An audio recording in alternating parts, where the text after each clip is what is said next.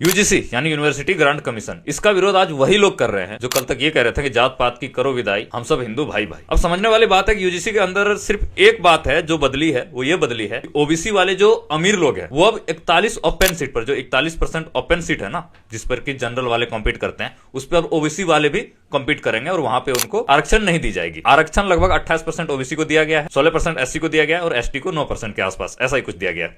अब सोचने वाली बात यह है कि इसमें प्रॉब्लम जनरल वालों को क्यों हो रहा है? वो इसलिए हो रहा है क्योंकि 41% ओपन सीट है, अब उसमें ओबीसी वाला घुस रहा है क्योंकि वो अमीर है। पहले मार्क्स के ऊपर घुसता था, क्योंकि अगर जनरल वाले से ज्यादा मार्क्स ओबीसी वाले को आ जाता है तो वो जनरल पे कॉम्पीट करता है और ओबीसी के जो सीट होते हैं वहां पे उनका सीट खाली हो जाता है, वहां पे दूसरे मेंबर को मौका मिल जाता है, दूसरे लड़के को मौका मिल जाता है, दूसरे स्टूडेंट को मौका मिल जाता है, किसी को भी। अब जनरल वालों को परेशानी इसलिए हो रही है कि जनरल वाले ये देख रहे हैं कि वो लोग 41% पे बेशक ज्यादा नंबर लाना पड़ता था, लेकिन सीट तो थी हमारे पास बहुत ज्यादा ओपन सीट, और उसमें 35% लगभग जनरली कॉम्पीट करता है, ये भी सच है। अब वहां पे ओबीसी जाके कॉम्पीट करने लग जाएगा तो वो जो 35% क्या होगा वो घट के सीधा 25% में आ जाएगा। अब देखो इसमें समस्या क्या है, कहना है 28% पूरे भारतवर्ष में जनरल कास्ट के लोग हैं, ठीक है, ओबीसी 45% है और एससी एसटी मिला के 25% है। तो भाई जब वो 45% है तो उन्हें तो सीट चाहिए ना, उन्हें तो सीट चाहिए। आप 28% ही हो, लेकिन इसको किस आड़ में लड़ रहे हैं ये लोग पता है? ये लोग ये कह रहे हैं भाई यहाँ जातिवाद हो रहा है, मतलब अगर हम एससी एसटी को कोई जनरल वाला थप्पड़ मार दे या फिर गाली दे दे या उसको मॉक कर दे जाति के नाम पे तो उसके खिलाफ केस हो जाएगा। भाई केस होगा, फांसी नहीं होगी। अगर आप गलत नहीं हो तो ठीक है, खुद देखो ना यार, 3000 साल पहले से शूद्रों के साथ, दलितों के साथ जो व्यवहार किया गया है जनरल द्वारा,